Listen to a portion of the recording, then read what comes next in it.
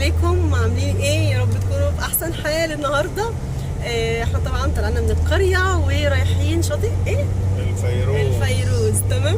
بس عشان انا عايزه اصور لكم حاجه عشان فطسانه على نفسي من الضحك من ساعه ما ركبت. بصوا شايفين المنظر؟ دول طبعا صحابنا وحبايبنا. بصوا مركبين عيالهم فين.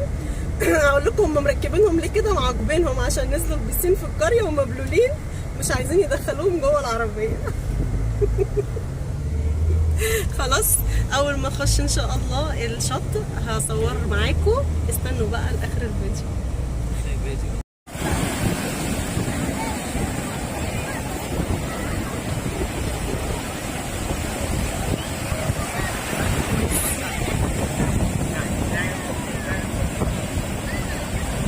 يا هدى